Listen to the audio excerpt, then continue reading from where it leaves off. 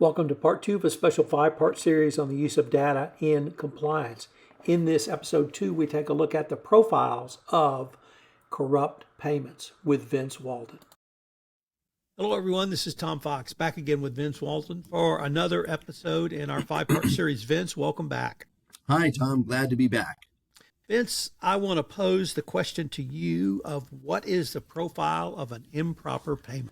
Wouldn't we all like to know? And that was some of the research that we did.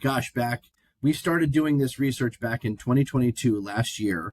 A friend of mine who's now at the DOJ, Matt Galvin, when he left AB InBev as Chief Compliance Officer, he was working with MIT under a grant to find out just that question. And the idea was, what if companies could collaborate in an anonymous way to analyze what is the profiles of an improper payment? And so he teamed with MIT's media group department, who were some of the best in machine learning. And again, I had been working with Matt and several others and some of the professors at MIT to help understand what that research was all about. Now, obviously, as many of our audience knows, Matt has gone on to the DOJ and is no longer involved. But we continued that research and that push. And in a nutshell, what we did was we looked at about a dozen companies and $75 billion of disbursements. Now, we didn't look at all hundreds of thousands of transactions, actually millions of transactions. What we did was we risk scored all their transactions for each of the 12 companies. We put them through a series of anti-corruption tests, and we asked each of the 12 companies to review just the top 100 transactions of their data. For example, if a company had 200,000 invoices or payments to third parties, we only asked them to look at the 100 highest risk, which would be, show me a transaction that didn't have a PO, that was paid out on a weekend, that was a round dollar amount, that hit on a sensitive keyword, you name it, because there was hundreds of tests that we applied. And interesting, and I wrote an article about it in Fraud Magazine. And Tom, let me share my screen. I want to share this article with the audience just real quick. I'll pull this up. The profile was pretty interesting. And again, this was in earlier this year, this issue of Fraud Magazine, in the May-June issue. But what I want to highlight is basically what we put together, and this was some of the high-level findings, was when vendors didn't have a purchase order, of course, or when they hit on a certain anti-corruption keyword, or it was a statistical outlier. It basically, when it was a payment that was, or paying someone $5,000, all of a sudden you're paying them $50,000, or something moved or didn't look different. When it was a monthly recurring payment, it was duplicate, it was raised over the weekend, or a round dollar amount. Of all the data, these were the attributes that were most often relevant in the data that was found or that was tagged by humans as high risk. And in doing so, that was just a really cool finding of where we could say, here are initially the profiles of an improper payment from this sample. Now, this is going to continue as I work with more companies with my platform in KonaAI. We collect more data, etc. And again, all this is extremely anonymous. No data is shared amongst the companies. It's just, what are the profiles? What are people tagging? And then of those that are tagging, what risk triggers are most common in the data? And it's pretty exciting to see where this is going to take us. Vince, we've all seen companies that have 4 or 5 high producers. We've seen companies that have high sales regions. You've talked about some of the red flags or some of the data points you've been able to build in. And I always go back to a 2012 FCPA enforcement action involving Lilly, which was the first time my eyes really got open to this. And it was along the lines of the following. The Elysian director of health in the country of Poland had a charitable entity, appropriate charitable entity, or legitimate, I should say. And Lilly would make a contribution to his charitable entity, and within 24 to 48 hours, they either got a contract or a payment. And we know this because the SEC put a handy little chart in the Enforcement action of date of contribution, Oh date of no. action. Oh no. Yes. That's But what yeah. intrigued me, Vince, was they had such great sales in this province that it became the number one province in the country of Poland. But it didn't stop there. For 2 years, Poland's sales increased for year one, 75%, year two, 80%. And it went from like number 20 in their Europe, Africa region, EMEA, I think, to number three. And it always struck me that if you have that big a sales increase, wouldn't you want to know the reason from the business perspective? Do you have a super salesman? Do you have a new product? Did you have an initiative? Did you hit on all cylinders?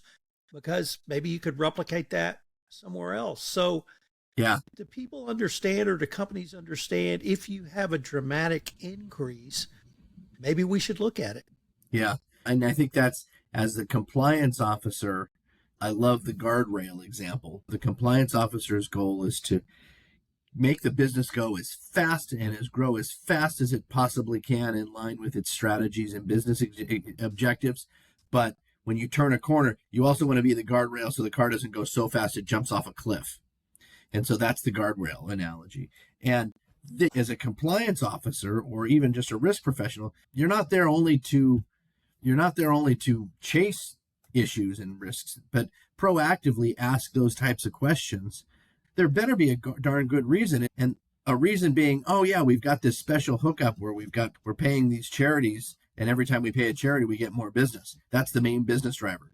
That would not be an acceptable answer. But really, and I would also think the CEO would want to know those kind of things, because that sounds like it's material to the business. If it's number one growth in a region, understanding why, you don't just accept that at face value.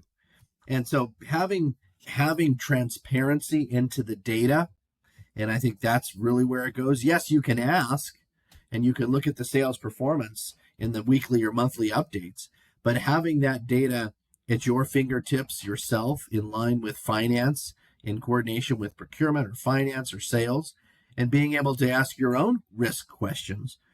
Why are these sales growing so much faster than they are relative? That is a statistical anomaly.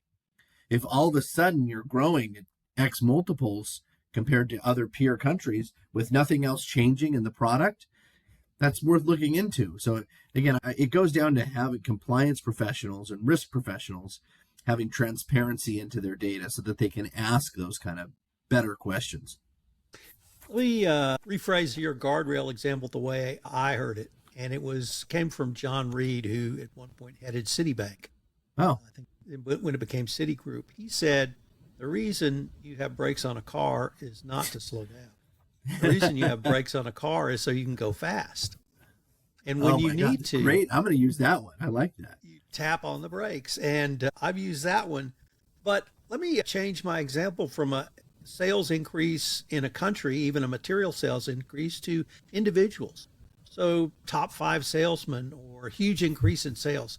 Can that also be an area that at least be looked into for anomalies?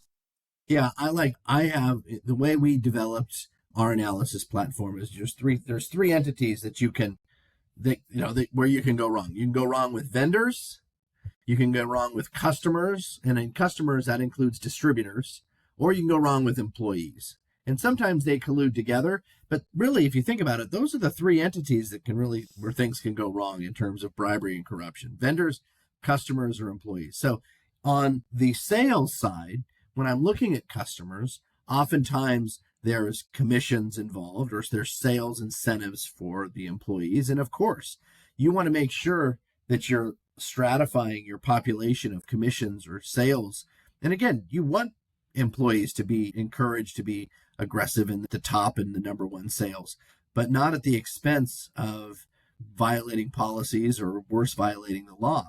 So being able to monitor anomalies around the sales cycle, commissions paid to either employees, sales reps, or commissions paid to third parties, whether those are agents or brokers or distributors. We look at margins.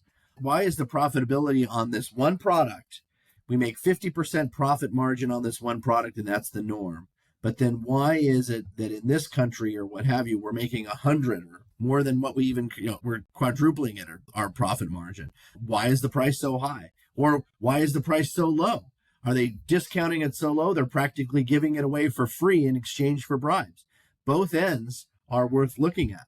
And so those are, again, goes back to transparency. Having that kind of insight into your data is important. And I'll tell you, when you hear DOJ speak, oftentimes this data is public or looked at, or especially like with medical data or what have you. You better believe that the regulators, when they can have access to data, they will. And you don't want them spotting it. If you're working in the type of industry where the government has the same access to your sales data as you do, then, and if you're not looking at it, you're behind the ball, because odds are the government's looking at it and you need to be one step ahead. Vince, you mentioned three groups that you would suggest looking at, or at least the KonaAI tool can help a compliance officer. Where does or can this same strategy be used for true third parties?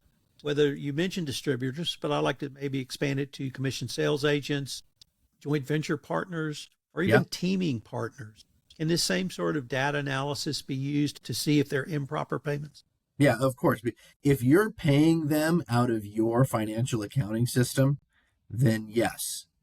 But the idea is that you want to combine your financial accounting data, which again, typically is owned by the finance department. Compliance doesn't need to look at that. Yes, they do. Because at the end of the day, you don't pay bribes with emails. You don't pay bribes with handshakes. You pay bribes with money. And money has to come out and get tracked in the financial accounting system.